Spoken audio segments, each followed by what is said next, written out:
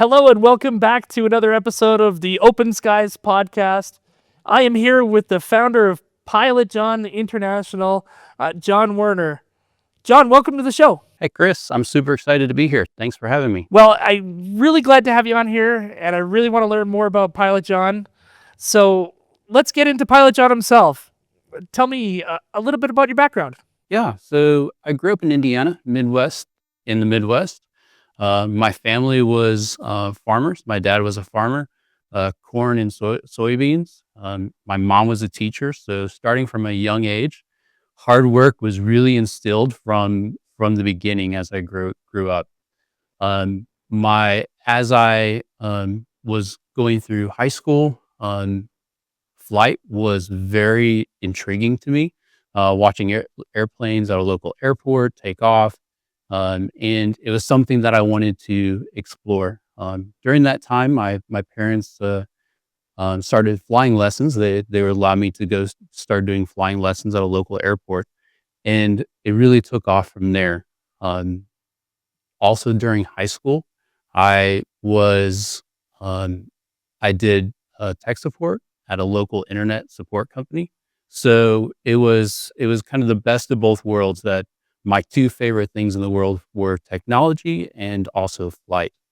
After I graduated from high school, I was accepted into Purdue's flight school. Wow. So a certain amount of schools or a certain amount of students can be accepted into their flight school, because you only have a certain amount of airplanes and teachers that can allow you to be a pilot. So I started at Purdue in the flight school. From there, I got my private pilot's license, my instrument, my CFI ratings, and my commercial rating through Purdue University. So you started young flying and being into tech at a young age, and you were able to marry the two. Very young, yep, at a very young age. Both things that I really enjoyed at growing up. So what got you interested in the tech side? The tech side, ever since I was young, I enjoyed technology. And I remember I always wanted a beeper. That was when I was growing up. Beepers Right. were a great little device to get text message on and updates. And then we got flip phones. And at some point I was like, we've got to be searching internet on this. We've got to be getting important updates on this. And now today we all have iPhones that we can do. So technology has always been very important to me, and very interesting to me. And now you're in a position to marry the two. Exactly. This brings Pilot John International brings the best of both worlds, from aviation flight and into technology, into what we're doing. So let's talk about how you started Pilot John and how it really took off. So let's go back to the genesis of the company. Yeah.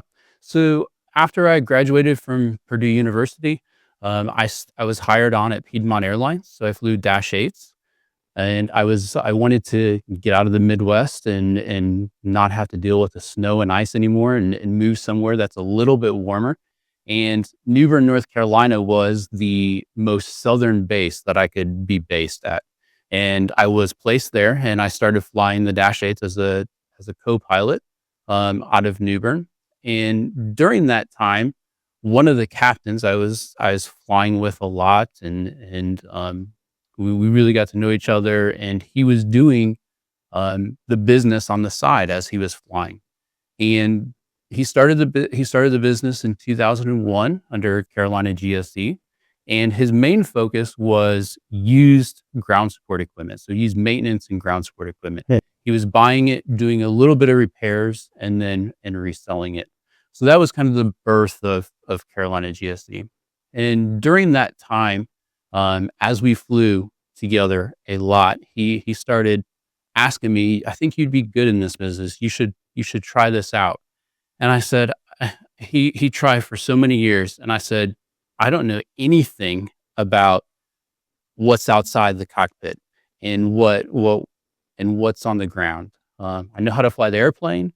I can do that well, but nothing outside." So after a while, he continued to talk with me, and I had a blog, pilotjohn.com, when I was growing up through high school and through college, that I put all my flying stories on. I put photos and different things that I was doing. And I thought, well, maybe I'll start putting parts on there, putting some equipment on there and see what happens. So at that time, I started putting some ground support equipment on there, and I had people start calling me, and I had people start emailing me. And from there, that was the birth of Pilot John with Carolina GSE together. Yeah, it seems like there is such a need for ground service equipment across North America and the rest of the world, and it's so far behind on the tech side. It's still such a manual way of doing things. So, how did you take it from a blog and listing that to a real company? Yeah, so I did airline life. I was a pilot for 8 years while I was doing ground support equipment sales at the same time. So during those 8 years, I really got to understand the customers, the Right. industry, along with the vendors. And it got to a point where I couldn't fly and I couldn't do this at the same time. I would land, I would be in the airports, I'd be checking emails, I'd be responding to customers, I would go to the hotel late at night doing the same Right. thing. And it just got to be too much. So at that time, I decided to retire from flying and to devote to this full time. So during that time, I really continued to develop the relationships with our customers and understanding their needs and what they want. And I had the opportunity to purchase the company from the previous owner. And at that point, it was myself and him doing sales. We had one service tech for ground support equipment that was doing some service for us, and one part-time accountant. And that was just about over 8 years ago. So at that point, we I decided to look at what other directions we can do and what do our customers need, and continue to grow on the current company. And at that time, uh, take the blog and rebrand it, that everybody knows Pilot John, and rebrand it to Pilot John International to expand on the different product lines that we offer. So that was 8 years ago, with two sales employees and one desk. Where are you now? Yeah. So currently we're at 50 employees, Wow. with multiple teams, from finance teams to marketing teams, our service teams, and sales and order management teams that we have. And we have three different facilities that houses all of our employees. Plus, we have our main distribution center that is in New Bern, North Carolina, where we do ground support equipment overhauls, repairs, and service. And that is also where our distribution, where we house Right. equipment to. Now, using technology, if you go on your website, you can actually search up parts. It's really slick. Uh, how are you using tech to change the customer experience? So that's a fantastic question. So we take so much feedback in from our customers Right. to understand what their pain points are when buying equipment, or parts, or anything, or any of the services that we have to offer. And as I started doing this business, the business to business world, to me, was very old and antiquated on how people do business, and it was very slow. And as technology continues to evolve, there's going to be a generation that we're all used to buying shoes on our phone now, Yeah. or clothes. So how can we marry those two from the business world to what everybody is used to doing now on their phones together? And technology has played a huge part in that. And it's something that I have always, we still want to provide a really good customer experience when customers need us, when they need expert advice, when they need to set up a G650 in the hangar, and what equipment they need they can rely on us to understand what they need. But at the same time, use technology to make that process even Right. better. And we started, quoting is big in the business to business world, quoting so customers can have quotes, and we started marrying that to our site and what we can do in customer accounts, where now from a quote, they can easily place place the order online. They can update their parts and equipment. They can get shipping quotes all right online from a quote that our sales team has given them, and all the products that they need. So right in that quote, they could click order the part and just do it in one Right in shot. that quote, Oh, that's they can fantastic. do it in one shot. So we still want to keep that personal and interaction with our customers and have that relationship with them, but also at the same time, they have that technology side that they can use. I think for people who aren't in the aerospace industry, there's no appreciation for how far behind the industry is in the tech world. Oh, aviation is probably one of the slowest Right. changing industries out there, and there it needs to be for regulations and safety, and I totally understand that. But for our industry, for buying parts and equipment and supporting, how can we accelerate with the technology that we're using in house and doing in house to make our customers' lives easier, and also they have a job to do. They need to maintain their aircraft, and that's what they're there to do. So they can rely on us to get the parts, equipment, anything they need to support their aircraft. Now, one of the really impressive things that I got from our pre-interview was how many orders go out within 24 hours, and just the way the industry needs parts and needs equipment right now to avoid delays. Can you talk to me how you do that? Yeah. So right now, about 80% of our orders go out same day. Wow. If once the order comes in, either through our sales team member or right online, and we're continuously looking on how we expedite and make that process even more efficient behind the scenes for our customers, so they can get the parts when they need it. Right. We also take in a lot of data for what our customers need and what they want, and a lot of feedback from them to make sure we're using that data with our inventory system in house, that we can we can look at having those parts on the shelf when they need them and when they can go out.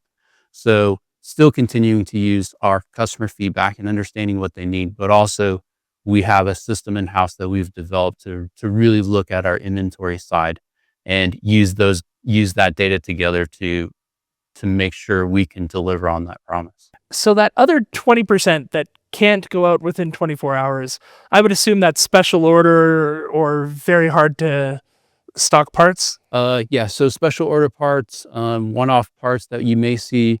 We see a lot of equipment and parts that are from the 80s, from the 70s, that our service team overhauls and repairs. And sometimes all those parts are not readily available. So you will see that in the ground support equipment world. Now, do you work with the manufacturers to get those parts in those rare cases? Oh, of course, yes. All of our manufacturers that we work with, we develop relationship with them and have a really good working relationship with them to make sure that we can support equipment when it goes out the door. So one of the things I really pick up while you talk is relationships and that partnership with your clients. Can you talk to me about the values that set that up?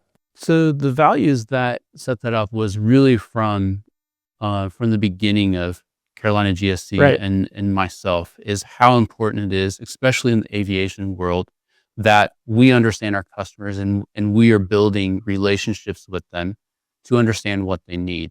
And through our organization, we continuously are looking at how we reinforce that across every single team, Right. no matter if they're talking to our finance team, if they're talking to our service team, if they're going out and doing repairs, and our sales team, to make sure we're providing that level of service and also relationships to understand what they need. We want to make sure that we're providing that expert advice, Right. and they trust us as we're building those relationships. So what are your competitors doing that let me rephrase the question. What are you doing that your competitors aren't? The biggest two things that from the couple of topics that we have discussed here, the two biggest things I would say are our personalized service, Right. and making sure we continue to enforce that no matter what we do or any service that we provide, and continues to go forward on technology and understanding what we can do to make our customers' lives easier to get the parts when they need, but also make our teams even more efficient at what they're doing internally. One of the other questions I had, what is your target client? Like, are you working with airlines, private aviation, other parts of aerospace?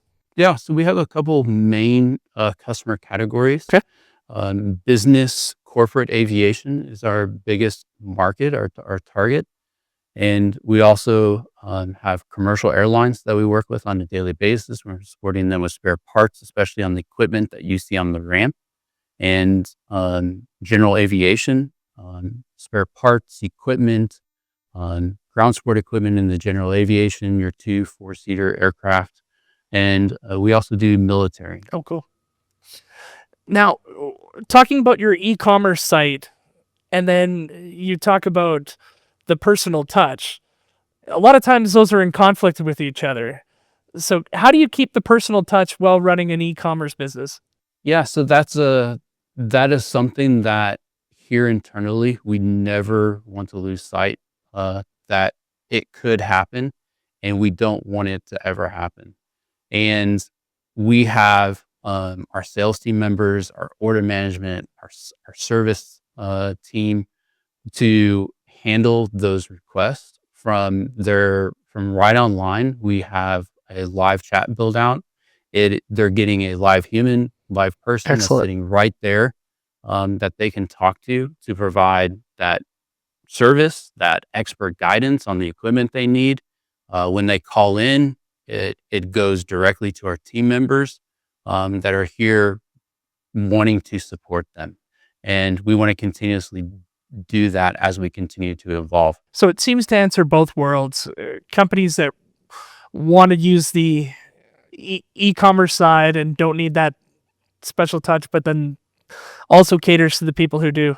Yeah, aviation's a very unique industry, and I don't ever see it going 100% fully No. like an e-commerce, like no interaction with any of our team members. Our customers want it. The aviation community wants interaction, and they want somebody they can trust and know that they're providing expert advice. So my question is, what challenges are your clients facing? The biggest challenges our clients are facing is supply chain. As we've come out of COVID, having parts readily available and equipment readily Right. available, service and maintenance, make sure it's performing at what it is meant to be performed. And then also ease of ordering parts and making sure they can get the equipment they need. So when we talk about COVID, what was that time like? COVID was an exciting period, and it started. We moved into our distribution center right when COVID hit, and the month before everything shut down, we were moving all of our parts of equipment right into it. Oh, wow. And it was it was a little bit stressful. We had no idea what was happening. Nobody has gone through a period like this. Right. And when it hit and when things started shutting down, our service team stayed extremely busy, and our operations didn't shut down. Our service team had the space to still work on equipment, to maintain equipment. Our customers were still looking to want to do that to make sure when stuff did open back up, Right. they were ready to go. And then also on our sales and product development teams, we took a step back, and it allowed us to look at what are other product lines, what are other categories that we could look at expanding into. What do our customers need? What do they need when they're supporting their aircraft? And that really was the time that allowed us to look at what else besides ground support equipment. And it was, what do our maintenance customers need? So that's when we really started bringing on and really starting diving into the avionics test world and avionics equipment. The mechanics who are using GSC need avionics. We started bringing on consumables and other parts and equipment that they would need as they're doing tire changes and different things like that. What tires can we have availability for them to bring it together so they can have a full, complete package? And I mentioned before, their lives are busy maintaining the aircraft, Right. and making it very easy for them to purchase, for them to interact with our sales team, to put together a package of everything they need to maintain their aircraft was top priority for us to make sure we're able to provide that service. And I know for the private aviation space, COVID wasn't a slowdown. A lot of the private jets company really grew during that time. So there probably was. Yeah, Sorry, go ahead. there was a little bit of time of slowdown, like from the beginning. Right. People didn't really understand what was going to happen. But after a few months, it definitely, the private jet world did pick up because that was an easy way to travel. Right. And so now that you're catering to more of a full service model when it comes to maintenance, reliability, operations, where do you see Pilot John going next? There's a couple different areas that we're looking at into the future. One is we continuously look at service expansion. Yeah. What additional services do our customers need? That is, we'll be having a calibration lab that's going to be Excellent. starting here in the next quarter, in-house calibration. So any tools or parts that go on ground support equipment that they need calibrated yearly, we will be able to do that in-house. And we're looking at how we can use technology to make it even easier for our customers when they purchase equipment from us to calibrate the parts or tooling they need. The other area, at some point in the future, we're looking at different locations throughout the U.S. or even possibly international, to support our customers where they're at in these different services that we offer. Now, the international portion, how many countries do you operate in? Currently, we operate only here in the U.S. is our location, but we ship equipment throughout the world. Right. That was one of the main reasons why we chose international for Pilot John International, was because we are definitely an international company that's operating out in North Carolina. We have customers, we have friends, we have vendors that we work with throughout the globe. And as you know, aviation is a global network. It's a global economy, and we need to be able to support all of our customers, no matter where they're at, when they need parts and equipment to keep their operations going. Well, that's great. Do you still have the blog? So I do not do any more blog posts, but our team does do blogs. So you will see our services that we offer. They will be writing about that. They will be writing about all the equipment that we can offer, and you can still see that through our blog. They're doing a great job with it. Now, I love your face lighting up when you talk about your team, because that was clear, again, off camera as it is on camera. You've made a pledge not to outsource any of the service. So why is that important? I'm very passionate about our team and our employees, to give them an opportunity and expose them to an industry that most people don't get exposed to, and how special and how unique it is. I also like seeing them grow from when they come on board to how much they learn, how much they're growing, how much they're contributing to all of our teams, to our customers, to making everybody's lives easier. Right. And so keeping that in-house is key to that. Is very much key to that vision. Right. So where can somebody find more on Pilot John? So potential customers or listeners who want to know more. Yeah. So our customers, any vendors that want to learn more, definitely at our website at pilotjohn.com.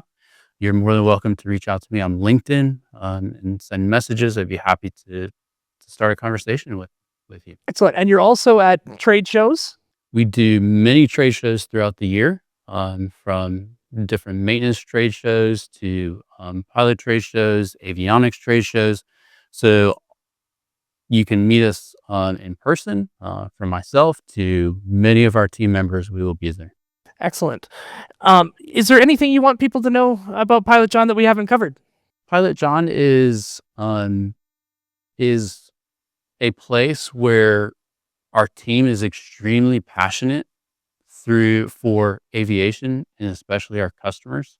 And we enjoy talking to you, having a conversation with you. We enjoy learning about your operations and what we can do to support and make your lives easier while you're maintaining your aircraft or servicing it or other customers' aircraft. And we look forward to serving you one day and talking with you and meeting you hopefully at trade shows.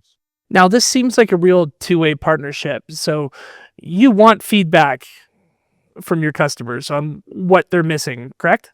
Definitely. We want to hear the good, the bad, the ugly, so we can continue to excel and make ourselves even more valuable to them for their operations in their aircraft. Yeah, I can't stress enough to our listeners of how backwards this industry could be, and to see somebody on the forefront of that is pretty impressive. Yep, it's an exciting time, and it's definitely PJI is definitely an exciting place to be, and we enjoy what we do. And this place changes very fast, and technology helps us change very fast. So nothing is stagnant here. We're always looking at ways to continue to grow and change and expand our services for our customers.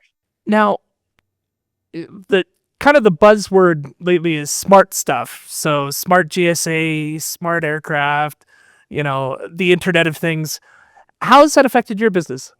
Right now, that we don't see that much in the ground support equipment world. We don't handle much that's on the aircraft, like on the Right. aircraft side. We are starting to see it more in the avionics world, and starting to bring that data in and have it into a cloud. We work with a manufacturer that downloads all the flight data recorder, the voice recorder, and analyzes that data. So we're starting to see it slowly into some of the product. Wow, that's going to be disruptive when the industry catches up. Oh, definitely. So when we're talking about the e-commerce site, that's pilotjohn.com, talk about how you can set up an account. It's easy on pilotjohn.com. You can use your corporate or personal email address to sign up. You get a free online account.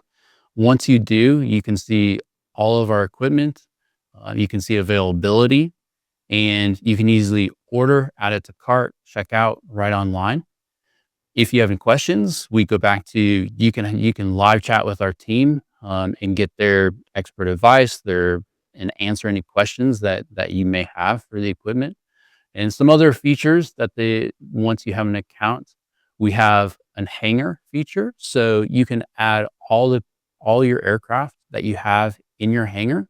And once you do that, it allows our customers to start filtering down the equipment that will actually work for their aircraft. So they don't have to see everything. They can see specifically the parts and equipment that will work for their specific airframes.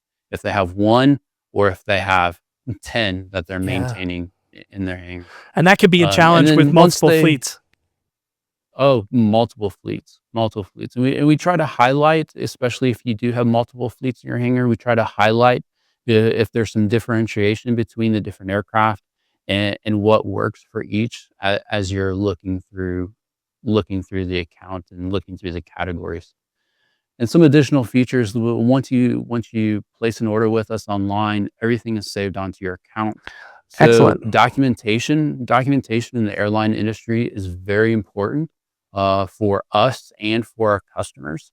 So any equipment that needs a COC or certificate of conformance that comes from manufacturers, or on the aircraft parts side, if they need 8130s that come with the aircraft parts from the manufacturers. Anything that comes into our inventory, into our warehouse, we scan those documents. We've custom developed an OCR software that scans and knows what that document goes to.